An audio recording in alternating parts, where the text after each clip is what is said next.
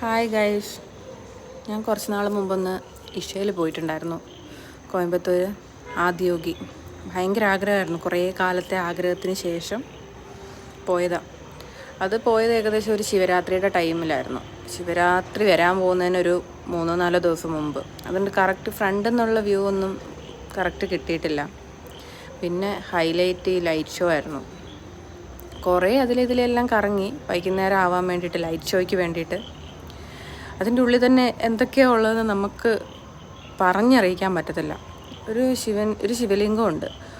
അതിനകത്തൊക്കെ കയറി കഴിഞ്ഞാണല്ലോ സത്യം പറഞ്ഞ് കണ്ണ് നിറയും. അവിടെ കുറച്ച് നേരം ഭയങ്കര സൈലൻ്റാണ്. ഒരാളുടെ വായിൽ നിന്ന് ഒരു സൗണ്ട് വരുന്നില്ല, അത്രയും സൈലൻ്റാണ്. അവിടുന്ന് എല്ലാവരും ഇരുന്ന് പ്രാർത്ഥിക്കും.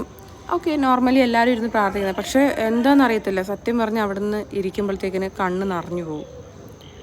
ഇതെൻ്റെ മാത്രമാണ്, എനിക്ക് ബാക്കിയുള്ളവരുടെ കാര്യമൊന്നും എങ്ങനെയാണെന്ന് എനിക്കറിയില്ല. പിന്നെ ഈ ലൈറ്റ് ഷോ, ഇത് പറഞ്ഞറിയിക്കാൻ പറ്റാത്തൊരു സംഭവം കേട്ടോ. ഇതെങ്ങനെയാണ് ഇവർ ഇത്രയും സെറ്റപ്പാക്കി വെച്ചിരിക്കുന്നതെന്ന് സത്യം പറഞ്ഞാൽ അറിയില്ല. അത്രയും അടിപൊളിയായിരുന്നു. ഏകദേശം കുറച്ചധികം ടൈമുണ്ട്, ഒരു 10-20 മിനിറ്റൊക്കെ ഉണ്ടെന്ന് തോന്നുന്നു.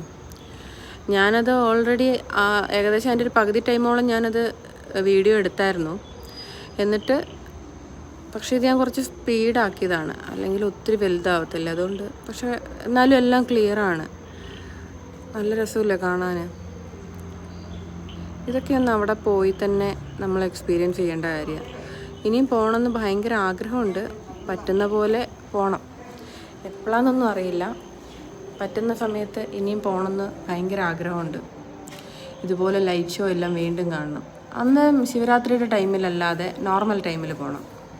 അപ്പം ആദിയോഗിയുടെ നേരെ ഫ്രണ്ടിൽ കൂടെ തന്നെ നമുക്ക് കയറാൻ പറ്റും. ഇത് ഫ്രണ്ടിൽ കൂടെ കയറാൻ പറ്റുന്നില്ലായിരുന്നു. ഫുള്ള് ചെയറും കാര്യങ്ങളൊക്കെ ഇട്ട് അവിടെ എന്തോ പ്രോഗ്രാമൊക്കെ ഉണ്ടായിരുന്നു ശിവരാത്രിയോടനുബന്ധിച്ച്.